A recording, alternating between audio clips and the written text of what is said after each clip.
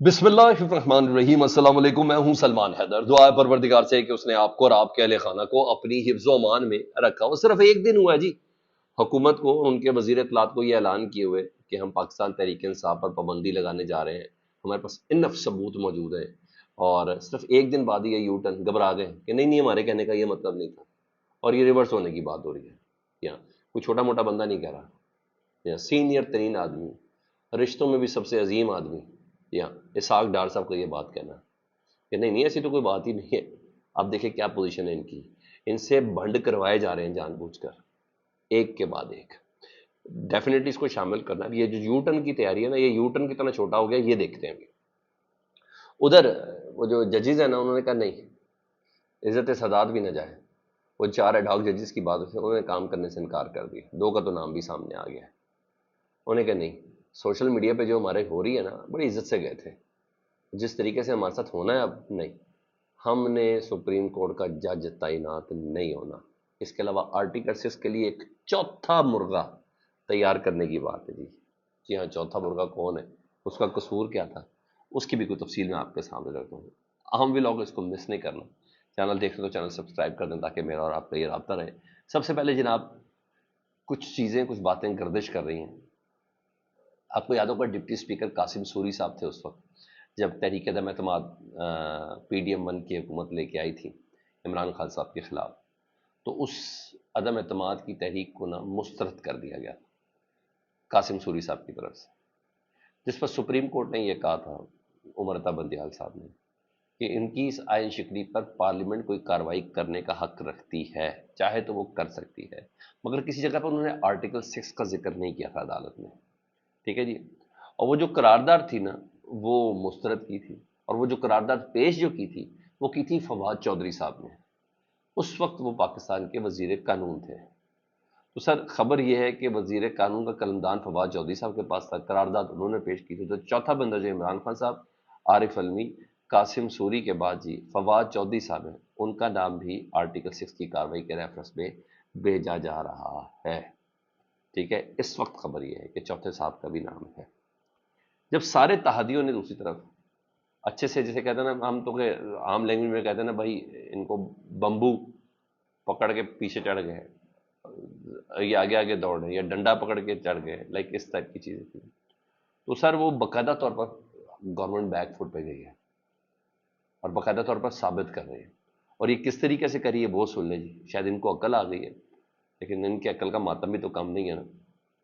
तो अपने लोगों ने भी हाथ उठा लिया, इत्तेहादियों ने भी हाथ उठा लिया।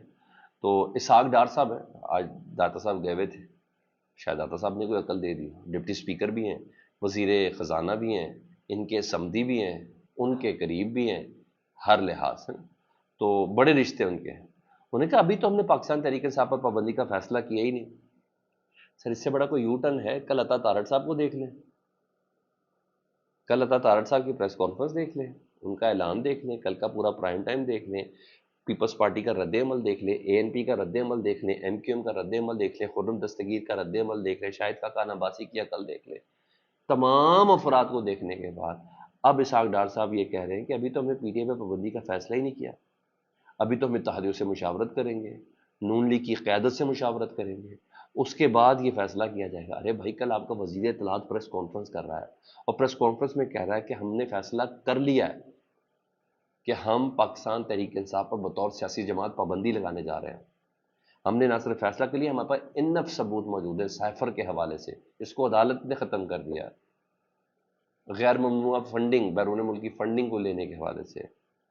इसके अलावा अमेरिका में जो अमेरिकी कांग्रेस में जो पाकिस्तान के हवाले से जो करारदाद पास हुई है इमरान खान साहब के लिए, या पाकिस्तान तहरीक इंसाफ के लिए, या इलेक्शन 8 फरवरी के इलेक्शन के हवाले से, यहाँ पर इनफ सबूत है। तो हम तो अब कार्रवाई करने जा रहे हैं, क्योंकि काबीना से सिर्फ हमने मंजूरी लेनी है, और बाकायदा इस रेफरेंस को हमने सुप्रीम कोर्ट में भेज देना है, और 15 दिन के अंदर हम ये साबित कर देंगे कि ये जमात कलदम कहलाने के लायक है, इस पर पाबंदी लगनी चाहिए। जब आपका वजीर इत्तलात इस बात का इंटरनेशनल मीडिया पर जाके ऐलान करा, पूरी दुनिया में हो गया कि इमरान खान की पार्टी को बैन करने का फैसला कर लिया गया, ये सब आपका वजीर इत्तलात ये बात कर रहा है। अब आपका नायब वजीर आज़म कह रहा है कि हमने तो कोई फैसला ही नहीं किया। تو یہ یو ٹرن نہیں ہے تو کیا ہے؟ آپ کا کہہ رہا ہے کہ ابھی میں نے مشورہ لینا، تو یہ یو ٹرن نہیں ہے تو کیا ہے؟ ابھی اتحادیوں سے بھی اور اپنی قیادت سے بھی مشورہ لینا ہے۔ وہ 3 بار مل چکے ہیں شہباز شریف صاحب، نواز شریف صاحب سے، ان کی منظوری سے، وہ یہ کس کو کرا رہے ہیں جناب؟ نہیں، بیک فٹ پہ گئے ہیں جی، بیک فٹ پہ گئے ہیں، اور کوئی نہیں۔ لیکن اب دیکھیں کیا ہوتا ہے، کابینہ سے منظوری کب لیتے ہیں ہم۔ ادھر خواجہ آصف صاحب نے پہلے بھی اپنے ڈر ظاہر کیے ہیں، اس بار پھر اپنا ڈر ظاہر کیا ہے، اور بلکہ اچھا خاصا ظاہر کرنا شروع کر دیا۔ ڈر کا عالم یہ ہے کہ پہلے خرم دستگیر صاحب نے کہا تھا کہ ہم عمران خان صاحب کے خلاف تحریک عدم اعتماد اس لیے لے کے آتے کہ کہیں یہ نہ ہو کہ وہ ہمیں ٹانگ دیں، ہمارے پر آرٹیکل 6 نہ لگا دیں، ہمیں الٹا نہ لٹکا دیں، یہ ان کے الفاظ ہیں۔ اور دو چار ہفتے پہلے تک تو پیپلز پارٹی نون لیگ کو بھی یہ کہتی رہی ہے، ساڈا ساتھ دیو نہیں تو ڈیالہ جیل تسی جانا ہے، یعنی یہ باتیں کر رہے تھے، یعنی کہیں دائیں بائیں کیس میں بھی نہیں آنا، سیدھا اندر ہی جانا ہے۔ ان کو اپنے اعمال کا اس حوالے سے بھی اندازہ ہے۔ تو اب خواجہ آصف صاحب کہتے ہیں، وہ سیالکوٹ میں پریس کانفرنس کر رہے تھے، وہ کہتے ہیں کہ پاکستان تحریک انصاف، انہوں نے کہا ہے، انہوں نے اکتوبر نومبر کا انتظار کر رہے ہیں، یہ لوگ اکتوبر نومبر کا انتظار، یہ لوگ سے مراد کیا؟ جج کا انتظار کر رہے ہیں کہ پی ٹی آئی انتظار کر رہی ہے؟ انہوں نے کہا اکتوبر نومبر کا انتظار کر رہے ہیں، اس کے بعد انہوں نے 8 فروری کے الیکشن پر اٹیک کرنا ہے۔ کس نے اٹیک کرنا ہے؟ یہ سپریم کورٹ نے اٹیک کرنا ہے کہ پاکستان تحریک انصاف نے کرنا ہے؟ پہلے خواجہ آصف صاحب ہیں، وزیر دفاع ہیں، وہ کہہ رہے ہیں کہ اس کے بعد اکتوبر نومبر کے بعد 8 فروری کے الیکشن پر انہوں نے اٹیک کرنا ہے، اور وہ یہ پریس کانفرنس کر رہے تھے، مطلب اکتوبر میں قاضی فائز صاحب chief justice of Pakistan retire ہو رہے ہیں، اور اکتوبر نومبر میں D J I S I کی جو ایکسٹینشن ہے وہ ختم ہو رہی ہے جنرل ندیم انجم صاحب کی، تو ان کے اندر وہی سب گھوم رہا ہے۔ اور مجھے نہیں لگتا کہ پاکستان تحریک انصاف یہ نون لیگ نہیں ہے، یہ پاکستان تحریک انصاف ہے، ان کو کسی کی ضرورت نہیں ہے۔ آج کی تاریخ میں پاکستان تحریک انصاف کو کسی کی ضرورت نہیں ہے، کوئی اٹیک کرنے کی، کوئی حملہ کرنے کے لیے، کوئی چیز کرنے کے لیے۔ پاکستان تحریک انصاف کسی بڑی تعیناتی کا انتظار نہیں کر رہے، کسی سپریم کورٹ کے چیف جسٹس کے جانے کا انتظار نہیں کر رہے، تو نون لیگ والے کرتے ہیں ایسے، جو میں ثابت ہوا اس وقت پاکستان تحریک انصاف کے قاضی فائز صاحب کے بل پہ اس ٹائم پاکستان کی سب سے پاپولر جماعت ہے، یا جنرل ندیم انجم صاحب نے ان کو کیا ہے؟ کچھ بھی ایسا نہیں ہے۔ میں خواجہ آصف صاحب کو جو ڈر ہے، ظاہر بات ہے ان کا ڈر میں مانتا ہوں، وہ بالکل بجا ہے۔ وہ کہتے ہیں یہ ان کی ریٹائرمنٹ ہو جائے، ان کی ریٹائرمنٹ ہونی تو تبھی وہ کہہ رہے ہیں، لیکن یہ مجھے نہیں سمجھے اٹیک کریں گے، اٹیک وہ جوڈیشری کو کہہ رہے ہیں، وہ کہہ رہے ہیں انہوں نے بھی چاہیے اپنی عزت کران، یہ بولا انہوں نے پریس کانفرنس، سپریم کورٹ کو بولا ہے کہ وہ بھی اپنی عزت کرائے، بڑی عزت کرتے ہیں لیکن ان کا بھی فرض بنتا ہے کہ وہ اپنی عزت کرائے۔ تو مجھے نہیں پتا پی ٹی آئی پہ الزام لگا رہے ہیں، بہرحال اکتوبر نومبر ان کو اتنا پتا ہے ہمارے لیے بہت کروشل ہے، بہت کروشل ہے۔ مخصوص نشستوں پر جی سپریم کورٹ کا فیصلہ، اب الیکشن کمیشن اس پہ آفیشیل اپنا سٹانس دینے کا فیصلہ، کہ پہلے ذرائع کے ذریعے دیا جا رہا تھا، اجلاس بلا لیا، یعنی کل عاشور کی چھٹی ہے، 10 محرم کی، 17 تاریخ 18 تاریخ کو یہ اجلاس بلا لیا ہے، باقاعدہ الیکشن کمیشن نے رد عمل دینے کا فیصلہ، کیونکہ اس رد عمل پہ جس پہ یہ کہا گیا سپریم کورٹ کی طرف سے کہ الیکشن کمیشن نے ہمارے احکامات کی تشریح صحیح نہیں کی، غیر قانونی غیر آئینی کام کیا ہے، اس رد عمل کے اوپر ہی حکومت نے ریویو کے اوپر جانا ہے، سپریم کورٹ میں حکومت نے نہیں، نون لیگ نے، ٹھیک ہے جی، اس رد عمل کے اوپر جانا، اور اس کے پٹیشنر کا بھی پتہ چلا ہے کون ہے، یا آرٹیکل 6 کے لیے جا رہے ہیں عطا تارڑ صاحب، اور ریویو کے لیے جا رہے ہیں مخصوص نشستوں والے کیس کے میاں محمد نواز شریف صاحب۔